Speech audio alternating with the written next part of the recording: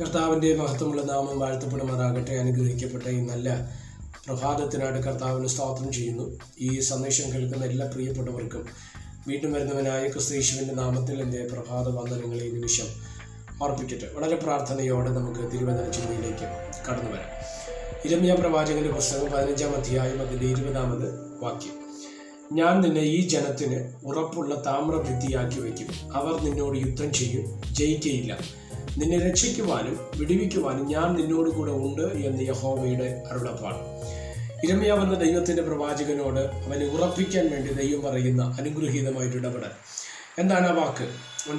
അവനോട് പറയുകയാണ്, ഞാൻ നിന്നെ ഈ ജനത്തിൻ്റെ ഇടയിൽ ഒരു താമ്രഭിത്തിയാക്കി വയ്ക്കും. എന്നാൽ താമ്രഭിത്തിയുടെ പ്രത്യേകത ആർക്കും പെട്ടെന്ന് തകർക്കാൻ കഴിയാത്തതാണ്. സ്തോത്രം. ആർക്കും മറ്റൊന്ന് ഉടയ്ക്കാൻ കഴിയാത്തതെന്നാണ് താമ്രഭിത്തി എന്ന് പറയുന്നത്. സ്തോത്രം. ഒരു കാരണവശാലും അതിനെ തകർക്കുവാനോ അതിനെ നശിപ്പിക്കുവാനോ ആർക്കും എന്ത് ചെയ്യത്തില്ല, കഴിയുകയില്ല. അപ്പോൾ ഇരമ്യാവിനോട് ദൈവം പറയുന്നു, ഞാൻ നിന്നെ താമ്രഭിത്തിയാക്കി വയ്ക്കും. അടുത്ത വാക്ക് നിങ്ങൾ ശ്രദ്ധിക്കുക. അവർ നിന്നോട് യുദ്ധം ചെയ്യും, ജയിക്കയില്ല. അവിടെയാണ് നമ്മുടെ ഇന്നത്തെ ചിന്ത.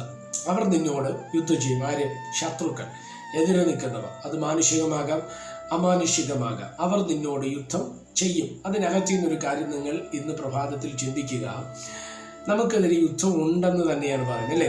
അവർ നിനക്കെതിരെ യുദ്ധം ചെയ്യും, എന്നാൽ അവർ എന്ത് ചെയ്യത്തില്ല, ജയിക്കയില്ല. കാരണം സർവശക്തനായ ദൈവം നമ്മോട് കൂടെ ഉണ്ട്. അതിൻ്റെ അർത്ഥം ദൈവമക്കളായി നമ്മൾ ശ്രദ്ധിക്കുക. കർത്തൃവേലക്കാരായവർ, ദൈവമക്കൾ, കർത്താവിനെ വിശ്വസിക്കുന്നവർ ശ്രദ്ധിക്കുക. നമുക്കെതിരെ പ്രതികൂലങ്ങളുണ്ട്, നമുക്കെതിരെ പ്രതിസന്ധികളുണ്ട്, നമുക്കെതിരെ പോരാട്ടങ്ങളുണ്ട്, നമുക്കെതിരെ യുദ്ധങ്ങളുണ്ട്.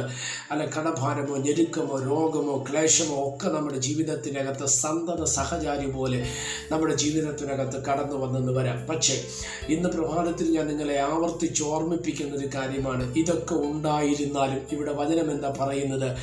അവർ നിന്നോട് യുദ്ധം ചെയ്യും, പക്ഷെ ജയിക്കയില്ല. അവിടെയാണ് ദൈവത്തിൻ്റെ കരം വെളിപ്പെട്ടു വരുന്നത്, അല്ലേ?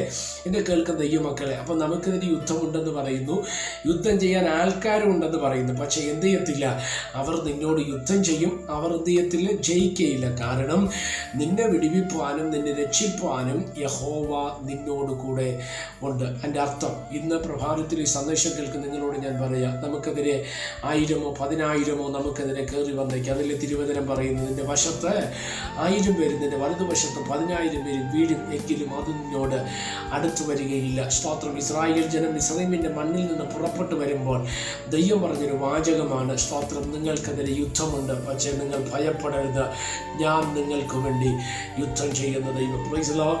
അങ്ങനെയെങ്കിൽ ശ്രദ്ധിക്കുക, നമുക്കെതിരെ പ്രതികൂലമുണ്ട്. പൗലോസ് പ്രാർത്ഥിച്ചില്ലേ ശൂലം മാറാൻ വേണ്ടി? മാറിയോ? ഇല്ല. പകരം എന്താ ദൈവം പറഞ്ഞത്? എൻ്റെ കൃപ നിനക്ക് മതി, എൻ്റെ ശക്തി നിന്റെ ബലഹീനതയിൽ തികഞ്ഞു വരുന്നു. അതിനെ മാറ്റിക്കൊണ്ടല്ല ദൈവം പ്രവർത്തിച്ചത്. വേദപുസ്തകം നമ്മൾ പഠിച്ചാൽ ചെങ്കടലിനെ മാറ്റുവാൻ ദൈവത്തിന് കഴിയും, പക്ഷെ മാറ്റുകയില്ല. പകരം അതിൻ്റെ നടുവിലൂടെ ദൈവം വഴിയൊരുക്കി. മരുഭൂമി അല്ലാതെ വേറെ വഴിയിലൂടെ ദൈവം ഇസ്രായേൽ ജനത്തിനെ നടത്തി കനാൻ ദേശത്തിലെത്തിക്കുക.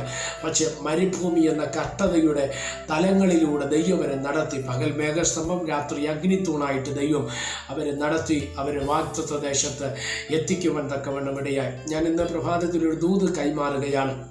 മരുഭൂമി ഉണ്ടാകാം, സ്തോത്ര ചെങ്കടലുണ്ടാകാം, അതുപോലെ സ്തോത്ര യോർദാൻ ഉണ്ടാകാം, യുദ്ധങ്ങളുണ്ടാകാം. പക്ഷെ ഒരു കാര്യം നടക്കും, നീ വാഗ്ദത്ത ദേശത്ത് നിന്നെ എത്തിക്കുവാൻ ദൈവം ശക്തനാണ്. യുദ്ധമുണ്ടായിരുന്നാലും യോർദാൻ ഉണ്ടായിരുന്നാലും ചെങ്കടലുണ്ടായിരുന്നാലും മരുഭൂമി ഉണ്ടായിരുന്നാലും നിന്നെ ദൈവം എന്തിനാ വിളിച്ചതെന്ന് ചോദിച്ചാൽ വാഗ്ദത്ത ദേശത്ത് എത്തിക്കാൻ വേണ്ടിയാണ്. നിന്നെ ദൈവം വാഗ്ദത്ത ദേശത്ത് എത്തിക്കും. ഇവ എന്തെല്ലാം നിനക്കെതിരെ കയറി വന്നാൽ അതുകൊണ്ട് ഭാരപ്പെടേണ്ട.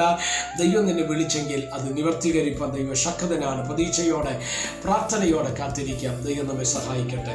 പരിശുദ്ധ പിതാവേ, സന്ദേശത്തിനാണ് നന്ദിയോടെ കർത്താവിന് സ്തോത്രം ചെയ്യുന്ന ഈ സന്ദേശം കേൾക്കുന്ന എല്ലാ പ്രിയപ്പെട്ടവരെ തൃക്കരങ്ങളിൽ ഏൽപ്പിക്കപ്പെടുന്നു. കർത്താവിൻ്റെ കരം അനുകൂലമായി ഇന്ന് പ്രഭാതത്തിൽ വെളിപ്പെടും. ഈ സന്ദേശം അനേകർക്ക് അനുഗ്രഹവും വിടുതലും സൗഖ്യത്തിനും കാരണമായി തീരുവാൻ ദൈവം ഇടവരുത്തും. കൂടെ ഇരിക്കണം. മഹത്വം അങ്ങേക്ക്. യേശു കർത്താവിൻ്റെ നാമത്തിൽ പ്രാർത്ഥനകളെ കേൾക്കണം. സ്വർഗീയ നല്ല പിതാവേ, ആമേൻ. എല്ലാവരെയും ദൈവം അനുഗ്രഹിക്കട്ടെ. God bless you.